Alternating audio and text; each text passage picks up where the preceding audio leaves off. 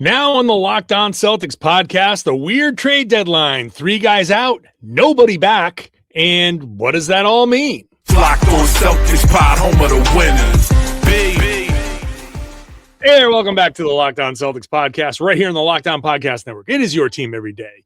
Your team is the Boston Celtics, and I talk about them every Monday through Friday. I'll have a bonus podcast for you because Friday night there is a game, Celtics and Miami. Might be the Nikola Vucevic debut. We'll see. So make sure you're subscribed. Watch the show on YouTube. Subscribe there as well. And join me. If you're new to the show, I'm John Karalis. I'm a beat writer. I'm covering the team for Sports Illustrated's Celtics on SI. I've been doing a version of this job for 20 years, this podcast for 10, and I've written a couple books about the team. Today's show is brought to you by FanDuel. Super Bowl Sunday is here, and it's the last call for football. If you bet $5 and you're a new customer, you'll get $200 in bonus bets if you win. So check it out at FanDuel.com. Celtics made 3 trades on deadline day, in addition to the Anthony Simons trade. So 4 in all this week. And a lot of confusion throughout the day, a lot of discussion online about what this means. And so we are here to talk through it and figure it out. And I say we, because it's Tom Westerholm, everybody. What's up? I do think that you owe John Tanji an apology when you said that nobody came in today. Oh, that's true. Two-way player John Tanji, who I apologize. I've never heard of this person. Okay, like good, because I've never heard of this guy. I do not know who this person is. But I look forward to figuring it out. But he's a two-way player. Yeah. So by nobody, I guess from Omaha. What's wrong with me? I'm sorry. Omaha. So, okay. Apologies to my Midwest brother. Well, he's not a rostered player. He's not a guaranteed. So there's nobody coming back, ... to fill one of the open roster spots. Yes. So let's just start at the top, because I wrote these on the list on YouTube there in chronological order. Because the first thing was the expected thing. Chris Boucher, salary dump. Teams are interested in maybe adding him. So fine. Good luck. Goodbye. It didn't work out here at all. He played 9 games. The final memory of Chris Boucher in Boston is, Russell Westbrook wanting to knock his block off for making a buzzer-beating 3 in a blowout, and then just kind of hashing it out in midcourt. Like, oh, okay, that was nice. Yeah, but then chill about it. Yeah, it was nice. Yeah, that was good. It was like, I'm going to kill you, and now I can't stay mad at you. And I don't know why. I'll never get a chance to ask him what happened there. So, so no surprise there. And then... No, and I just to add to no surprise to that, it's not only was Boucher the most likely to go, Utah was the most likely to be a trade partner with the Celtics at this trade deadline. So it was like they just knocked off 1 and 2 right away, and then we're like, all right, let's move on to the real stuff. And silly me, I sat there and I was like, okay, Celtics are probably done, because they moved Simons, they got Vucevic, okay. We can talk about that a little bit more later. Boucher salary dump. They save a little bit in taxes. They didn't matter if they were getting under the tax line. But okay. So I thought they were done. And then, Josh Minott gets traded. Oh, interesting. Okay. Yeah. Josh had fallen out of the rotation. He played 7 minutes against the Houston Rockets and did not look good at all. And so Josh off to Brooklyn, nobody in return, and another open spot. And I thought, oh, interesting. And that's where the talk of trying to save some tax money. Now, I just want to say on a personal level, I'm sad to see Josh Minott go. Josh and I had a little back and forth on a regular basis, but I kind of felt like something might have been happening, because every time Josh and I interacted, it was definitely like busting each other on, he would say something about me. He'd be like, no one, like, you work for where? Or no one's reading you or whatever. And I would make a joke about him. And it was always like a kind of playful. Maybe he actually hated me. I don't know. But at my end was playful. He might not actually like the media, but we had a good back and forth going on. And then the last time I saw him at the ground, I'm like, hey, Josh, what's up? And he was just like, oh, chilling, man. And then he walked off. I'm like, that was an oddly normal interaction between us. What happened? And I guess he might have realized that his time in Boston was coming to an end. So it's nuts that he started a bunch of games early in the season. He won the Celtics a couple of games. He was part of the early kind of success, early turnaround. Tom, we did a podcast about him being too expensive to keep. Ryan Bernardoni was like, I think we have to extend this guy now because he's going to get too expensive. And like, Ryan's very, very smart. Like this, it was a real conversation to be had about Josh Minott getting an extension. Nope. That was probably an overreaction. I guess so, man. It's wild, right? Because it's, like you said, like he was playing really well. He goes to out of the rotation, and Joe just replaces him with guys who are very similar in terms of sort of build, and then just kept replacing him over and over. There were just so many good players of that variety, and it does seem like something must have happened. Something like Joe just always really like him. It was odd. I always go back to the first time Jaylen Brown talked about Celtics University, quote unquote, Celtics University. It's been kind of like an underlying theme that film sessions are like study sessions, and it's a lot of teaching, and it's not a lot of yelling, which normally a film session, you pop on the film and be like, hey, you suck. Don't do this anymore. Do this. And now it's more like teaching. What did you see here? This is what you should be seeing, and so on and so forth. So Jaylen was explaining that, and he's like, something along the lines, I'm going to paraphrase. He's like, sometimes you just got to make sure that, everybody is involved. And, and then as an aside, he's like, wake up, Josh, and like that felt very specific to say, wake up, Josh, because you don't just say, God forbid a guy have a late night. Come on. Guys. Right. So my impression from that, and it was right around the time where Josh was falling out of the rotation, it just kind of felt like maybe Josh doesn't have the focus. He's a fun-loving guy. He loves basketball. I think he might be a little too like, oh, look at that red dot, a little cat chasing the laser pointer. And I think that might be part of what's holding him back. So, gotcha. So anyway, goodbye, Josh.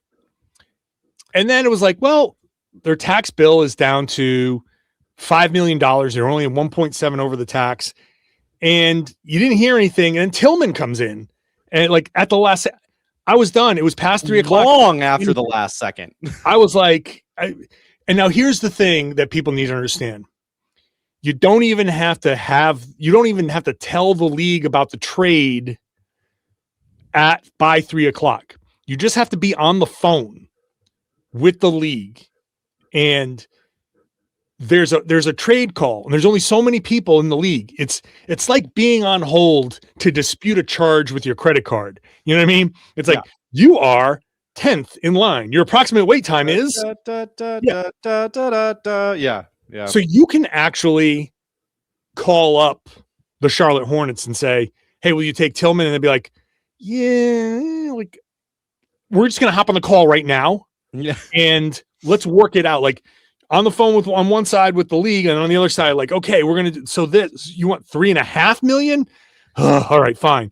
So as long as you're on the phone with the league, the trade it still counts as being by the deadline. And so Tillman moves, and here we are, Tom, under the luxury tax, and there's a segment of Celtics fandom that is not happy about this. And I think, honestly, the Boston Red Sox are to blame. I'm dead serious. Yeah. The Boston Red Sox are to blame. You know what? It's a good place to take a break, come back and explain why the Boston Red Sox are to blame for people being mad about 3 guys who didn't play getting traded away to save a few bucks. That's coming up next. Today's show is brought to you by DoorDash. The season's heating up. Oh, it's heating up all right. And DoorDash has a way to keep fans in their bag all season long. Whether you're watching for the highlights, whether you're watching for the tunnel fits, whether you're watching your favorite player, DoorDash makes the entire season more fun. I have DoorDash people coming up to my door all the time, thanks to the 16-year-old who just decides, I want this, and he has to have it right away. So now, when he wants to be in his bag, DoorDash can take care of things. Snacks, gear, watch party vibes, absolutely on point.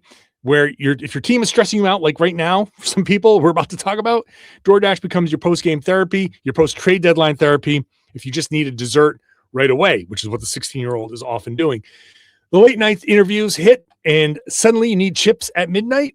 DoorDash built exactly for that. And if the group chat says pull up, you can show up prepared. You can even get yourself a phone charger for the friend who's always at 2%. So from tip-off to overtime, stay in your bag and order DoorDash. Get snacks, drinks, gear, whatever you want through the season, delivered right to your door. DoorDash, in your bag all season long. Today's show is also brought to you by Quo. It's a new year, new systems, and this is the time of year where business owners take a look at the messier part of how things work and say there's got to be a better way, and there is. Streamlining your communications is one of the best ways that you can upgrade your business. That's why today's show is brought to you by Quo, spelled Quo. It's a smarter way to run your business communications. When your team is reachable, organized, and communicating in one place, you're not just working cleaner, you're creating more opportunities to connect with customers. I've said this before. I just lose it when I'm on the phone and one person tells me one thing and another person tells me another thing, and they're not really on the same page. Your whole team with Quo can share and call and text from one shared business number. Nothing gets missed. You see the whole conversation thread, which makes replies faster, more personal, and more accurate. It all works from your phone or your computer, so you can keep your existing number, and Quo's smart AI tools automatically log calls, summarize conversations, highlight the next steps, so no details slip through the cracks. It's no surprise. Quo is the #1 rated business phone system on G2, trusted by more than 90,000 businesses from solo operators into growing teams. Make this the year where no opportunity and no customer slips away. Try Quo for free, plus get 20% off your first 6 months when you go to quo.com/LockedOnNBA. That's quo.com/LockedOnNBA. Quo, no missed calls, no missed customers. Thank you for making Locked On Celtics your first listen every day. You want to join the Everydayer Club? Now's the time. If you need a group chat to keep up with all this chaos, we've got it on Discord just for Celtics fans, plus national chats. You can hang out with fans from across the league. We've got an ad-free version of the show, which is available on all major podcasting platforms. If you sign up between now and February 9th, you can use the code Vucevic to get a free month. That's code Vucevic, the new guy, Vucevic. So I'll drop a link in the show notes, but it's at lockedonceltics.supercast.com. Use the code Vucevic. You get a free month at the Everydayer Club if you sign up by February 9th. All right, Tom. The Red Sox suck at doing business. They're cheap. They trade away good players and don't get anything in return. And, people are not happy about that. And then you turn around and the Celtics, you look at the Celtics and you say, okay, save me from this madness. And then it's trade a guy for nothing, trade a guy for nothing, trade a guy for nothing. And like, hey guys, luxury tax savings. And they're like, great. So now it's John Henry saves a bunch of money, and here comes Bill Chisholm, and we got to save this guy a bunch of money? No way. That seems to be kind of like that was like my 98.5 radio impression. I think that's going to be the tone of a lot of the callers. I want to stress, these are not the Red Sox. No. There is a reason. There's a reason to do it this way. I didn't expect it. I didn't expect them to go this hard. I don't know about you, but I didn't expect them to go this hard to get under the tax. I suppose you got to wait and see how they treat the offseason. I think that this is a temporary thing. It makes it's good fiscal sense, and that's not what people want to hear. Well, right, because what people want to hear and see new guys coming in. They want to see, like, all right, you're going to make trades. I want to see some new guys, right? Yes. And the thing is that, like, this does down the line give you the opportunity to bring in new guys. This will have big ripple effects into the offseason. that could bring in genuine talent, right? Like if Vucevic doesn't work out, it's going to be okay. Like there's going to be money there that you can then go get somebody who does work out. Like there are going to be a lot of options here as a result of these moves.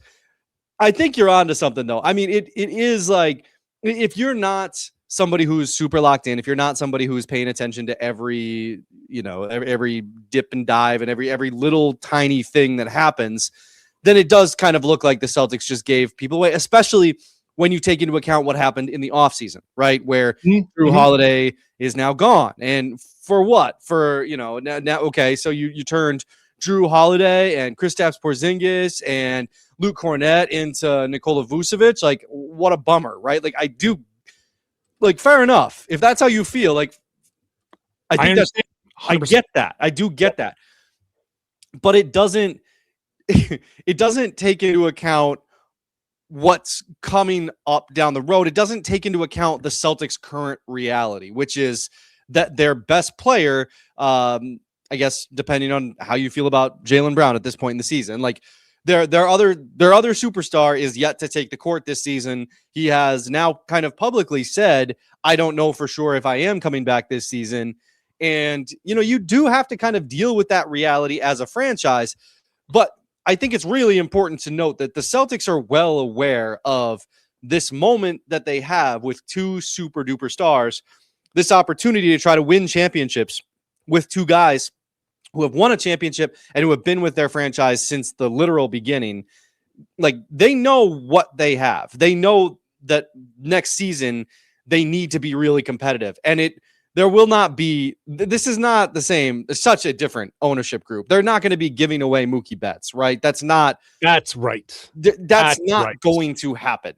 So if you're worried about that, rest assured, one, that won't happen. Two, Brad Stevens really wants to win. And three, I don't know how to say this without sounding like super green teamy, but like Brad Stevens is so good at this to the point that I feel like I can't really say critical things about the moves that he makes because they're probably right. Same thing with Missoula at this point, I swear. Like it's true. It's starting to get to a point where it's like he does something weird and then you're like, well, it's probably going to work. So like, what am I supposed to, what is he doing? He's starting Ron Harper Jr. And then well, I guess that worked too. Fair enough. Right. So. Right. You're telling me you're putting Ron Harper Jr., a two-way guy, and he's going to guard KD. Oh God. Let me just go bet against the Celtics. Let me open up my app.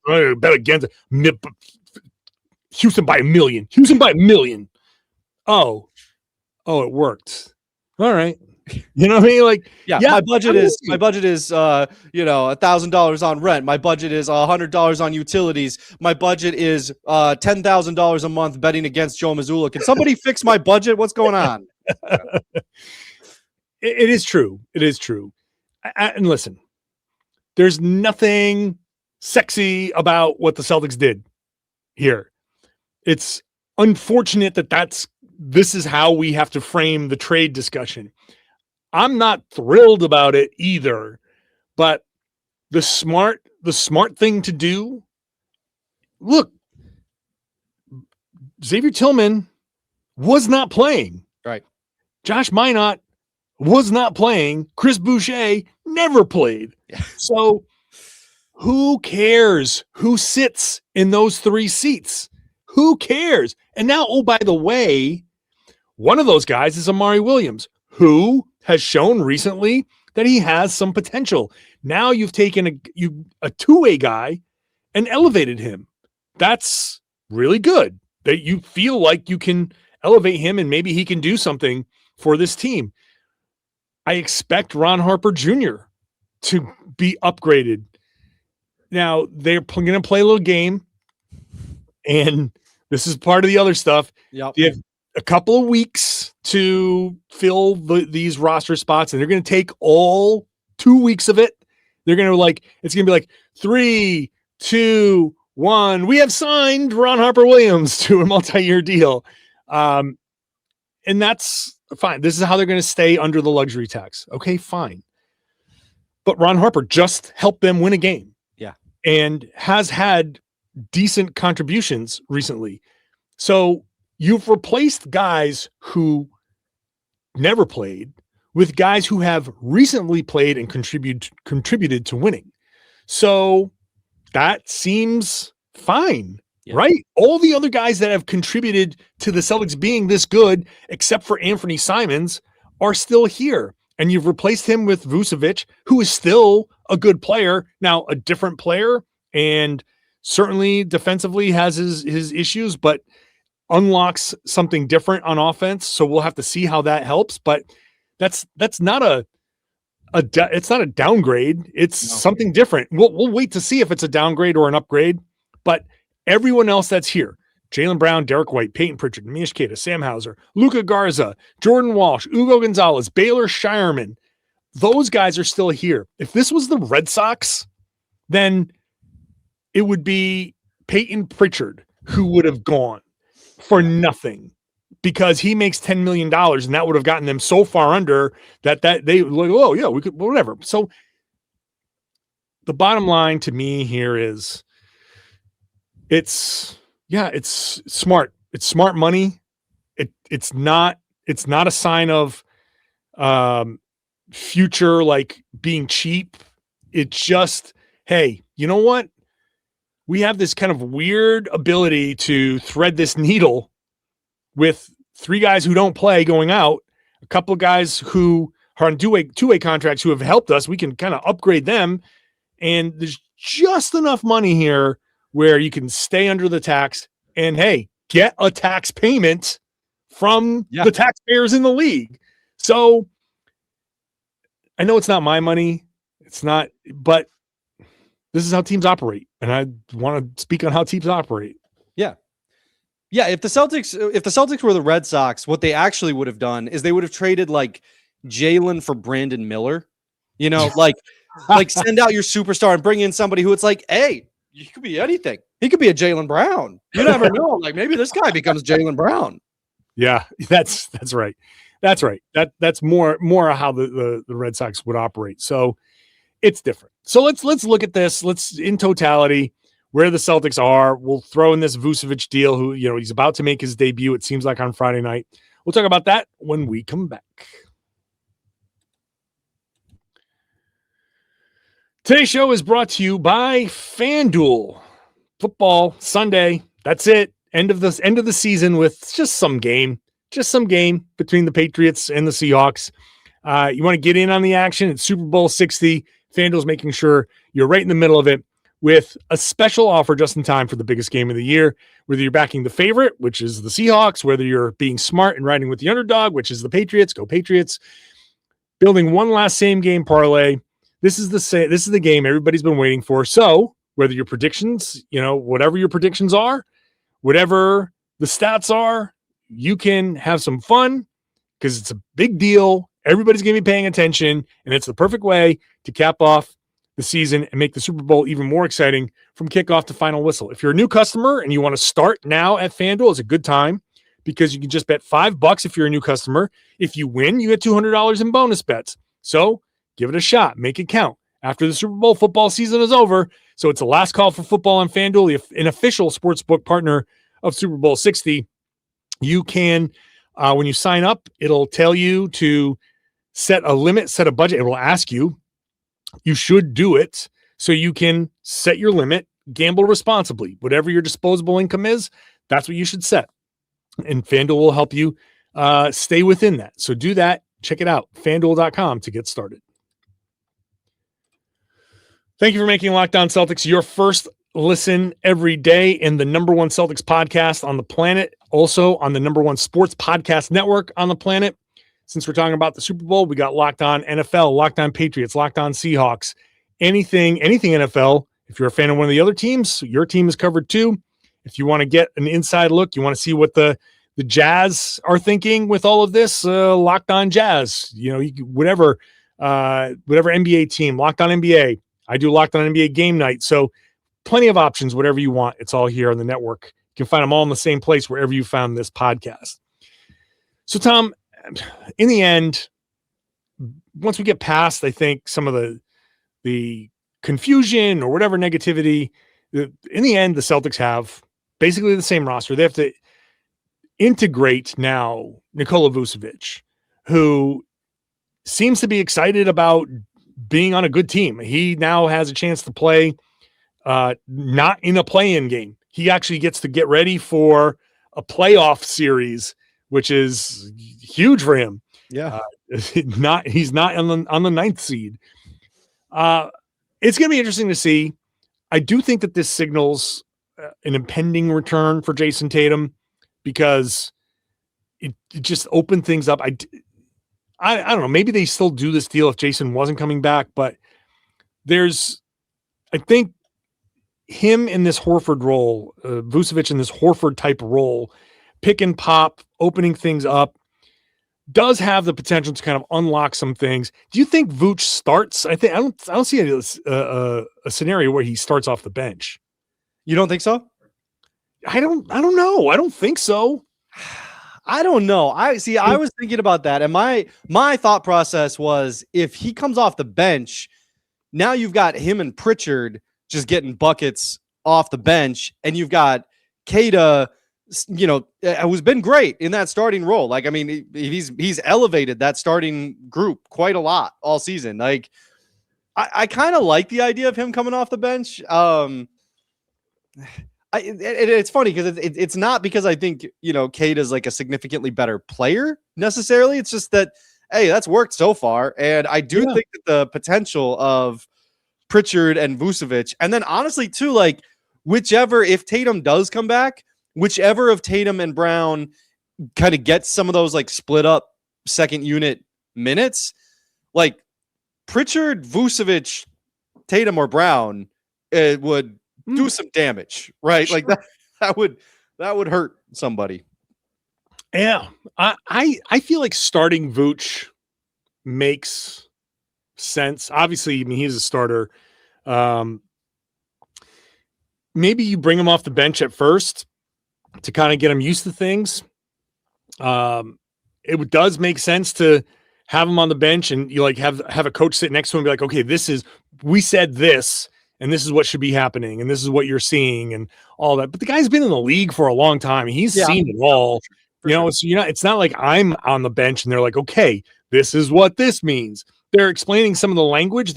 Each team kind of speaks its own language a little bit, but you can just, I'm sure once that deal was agreed upon, they call them up and they're like, here's an emailed PDF of everything that we call our things. Here's the curriculum for Celtics University. You've already got your bachelor's, so this is just get your certificate and then you'll be all right. That's right. So I think with Kata and Pritchard have worked well together. Yep, that's true. And so I think that combination works, and Pritchard's ability to just kind of his ball handling just he can create for himself. You never see Pritchard lose the ball, even in the middle of the paint.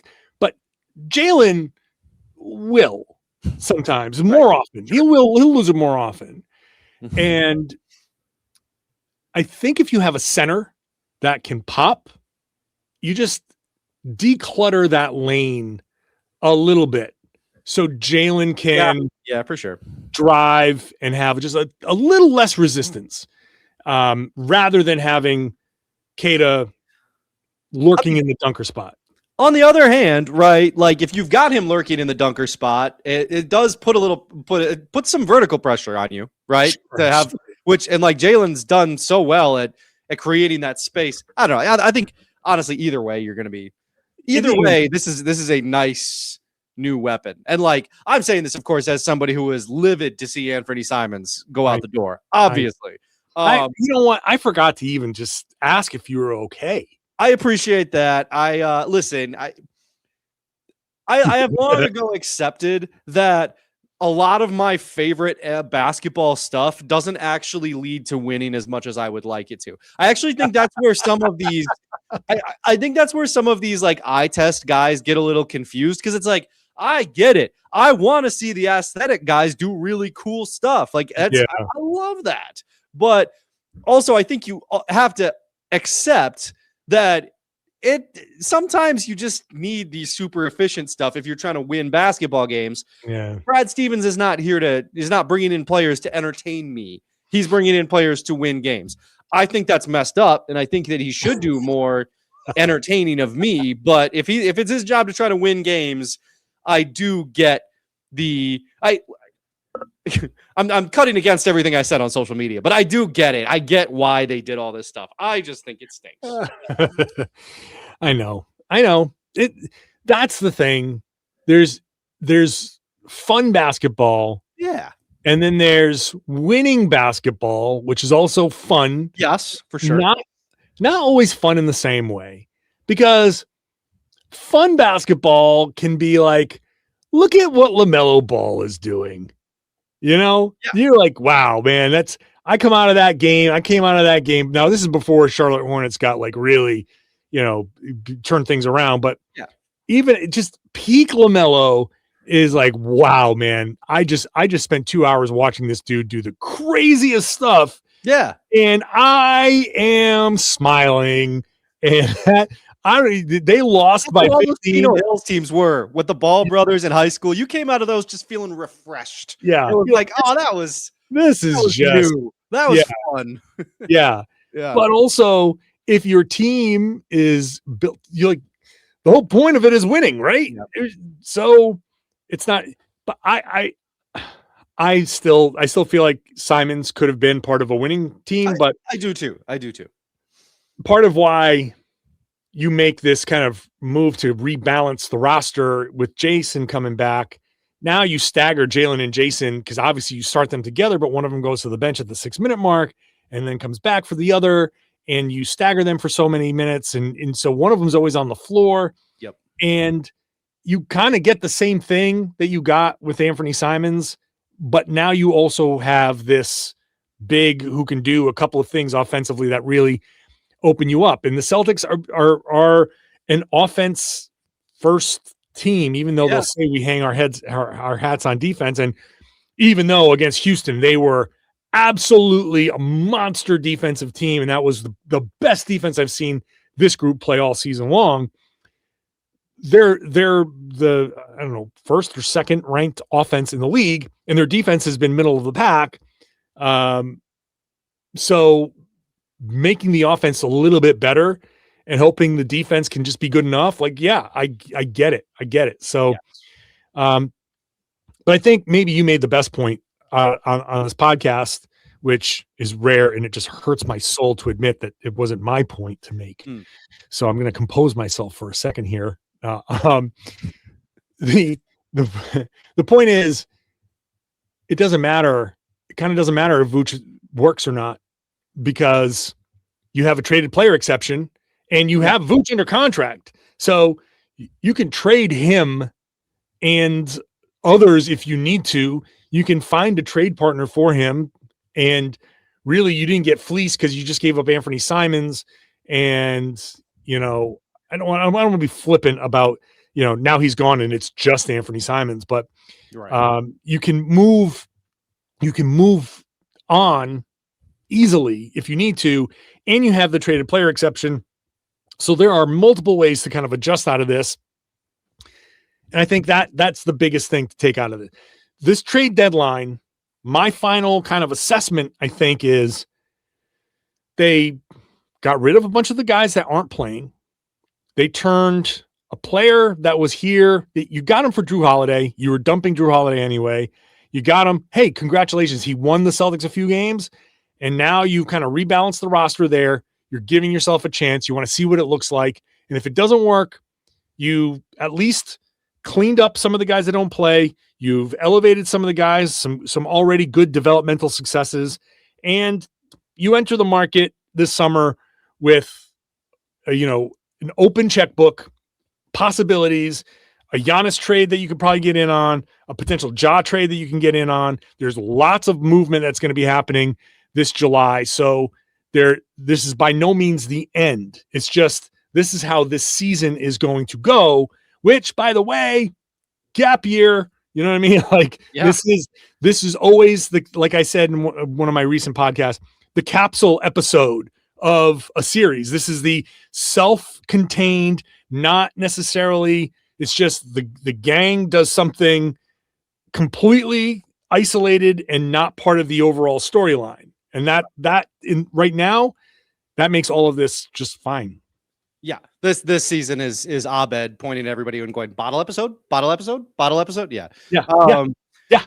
No, for sure. And I think the only other thing I would say too, as to people who are like really worried that the Celtics are doing a Red Sox thing here, is like, it is the biggest difference, right? Is that yes, like Brad Stevens is not here to save Bill Chisholm money. That's not what he's trying to do. Right. He is trying to help the Celtics win another championship as soon as possible. And I think that's the biggest distinction to make. It's just, that is what Brad is trying to do. And it might not always look exactly the way you hope it will look, but I promise you that is what Brad is trying to do right now. And, you know, this is like, it comes down to like, do you trust Brad Stevens? And like, I hate to be this green teamy kind of guy, but like, he has given us no why wouldn't you to doubt him at this point. Why wouldn't you? So, here we are. If this blows up in his face, then great. We have an opportunity to finally, like, you know, it's like finally Brad. Oh my God, this guy, everything he's done has either worked or he's quickly pivoted off of it. Yeah. He does not compound mistakes and be like, well, this was my decision and I'm going to double down on my decision to make it work. And that stuff, like you see so many teams do. He's like, ooh, Chris Boucher didn't work. All right. See you, Chris. Sorry. You know, that's just how it goes. This didn't work. Okay, move on. Bye. It is very funny that he's this good, and one of his first moves was acquiring Enes Kanter. Yeah. Oh God, that's true. But got off him quickly. Got away from him quickly. Got off him quickly for sure. All right. Well, Tom, thank you as always. Appreciate you, man. I do appreciate you, Tom Westerholm, and I appreciate you listening, watching, however you're consuming this podcast. I really do thank you. I hope this makes sense. I know it's not like the exact way the trade deadline you'd hoped it would go, but it's the way it's gone, and ultimately it's good. So thank you. Share your thoughts in the comments section. Would really like to see them, hear them, all of that stuff. And then I would love it if you shared the podcast. Go ahead and tell everybody that they should be listening to and watching the Locked On Celtics podcast right here on the Locked On Podcast Network. It's your team every day.